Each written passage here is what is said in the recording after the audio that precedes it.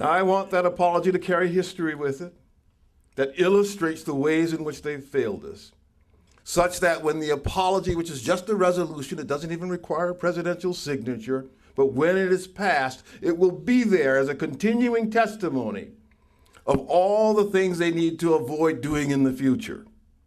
The landmines that must be searched out and avoided at all costs, particularly by those who will sign the covenant of commitment.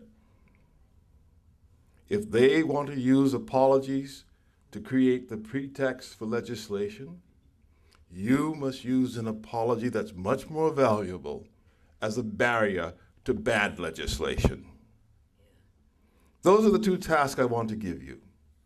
So it's straightforward, it's practical. I know I'm a professor of political philosophy, and you have asked me to speak at this time when you've worked hard to lighten things, to generalize, to reach for broad principles, and not to come in and speak as a practical politician. But you've got to remember something.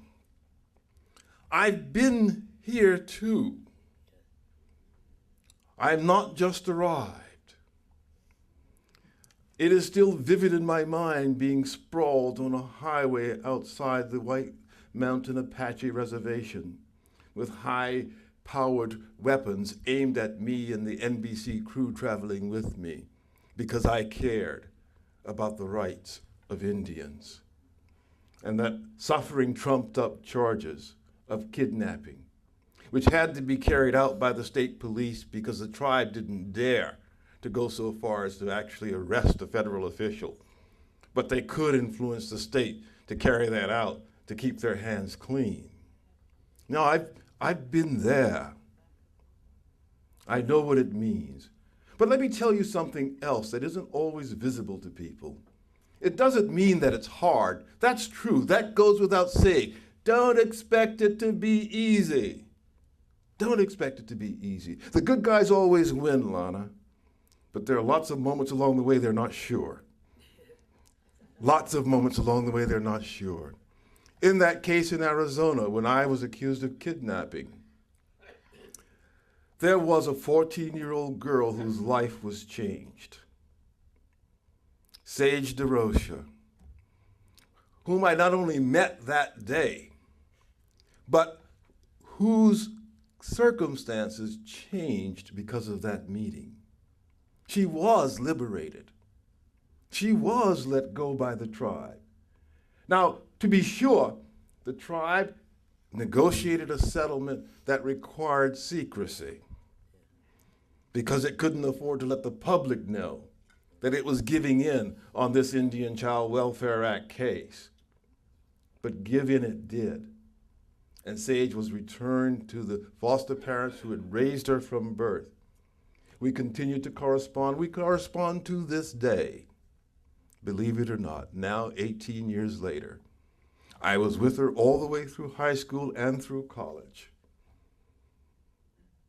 Because what mattered to me was what happened to this, my fellow citizen, Sage. And this is what drives your concerns. We have the deep principles on one end, but we understand the human stories that are at risk when those principles are negated on the other end.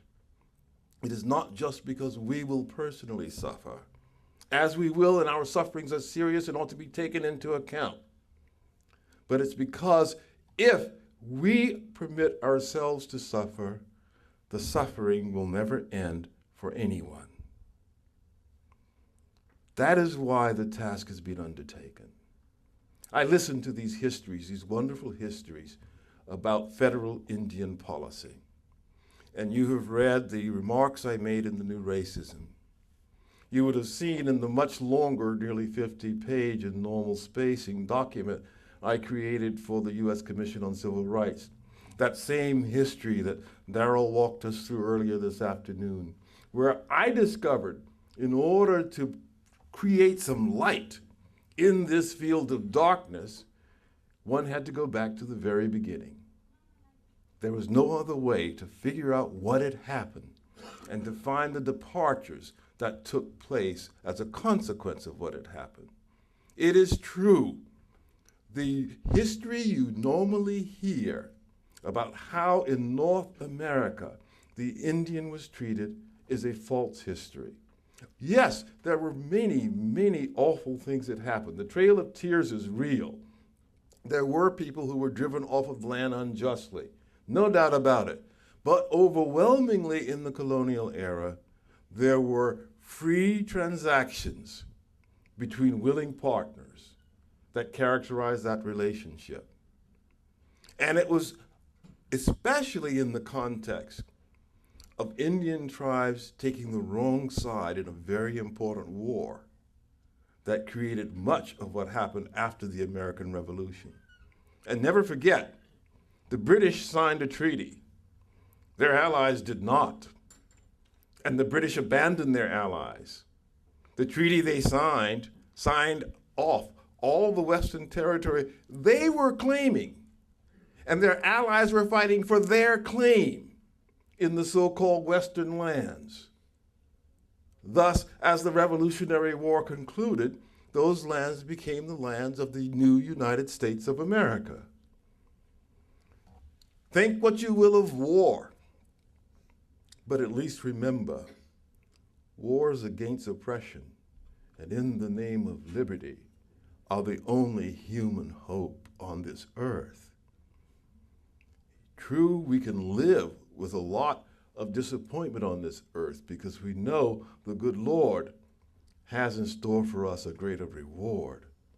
But on this earth, the defense of the God-given rights of liberty is the best hope that we have.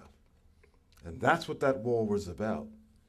It perhaps would have been better had the tribes taken the side of the colonies and not Great Britain.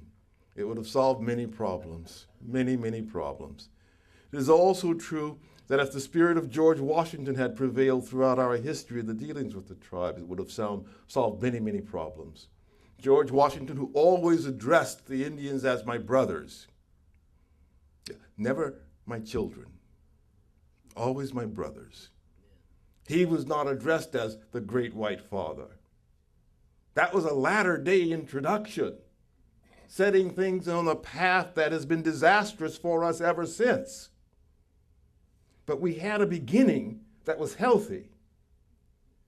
George Washington said, this land, this new United States of America, is to become the asylum of the poor and the oppressed of all nations and religions. Those were George Washington's words, and he meant them. And do you know what? His wish was realized. That is what it is. I stand here, a new man in a new place. You are new people in a new place because of George Washington's vision. But it is true that we do not always remain true to that vision. We do not always live up to the expectations. We are sometimes tempted to short-circuit the promise of liberty with schemes of arranging people by their complexions or their heritages. And those schemes always mean one thing and one thing only. Those who occupy offices of rule have the mistaken impression that they have an authority greater than the citizens who elected them. It's as simple as that. They don't have the authority to determine which citizens enjoy which rights. Because the citizens, in electing them and in constituting the institutions in which they sit, only created a single class of rights. And the citizens are in control of that definition, not the office holders. This is what they must be reminded of. This is why the covenant, this is why the apology. They need to learn who is in control. Are you too few to take on a task so large? No, no.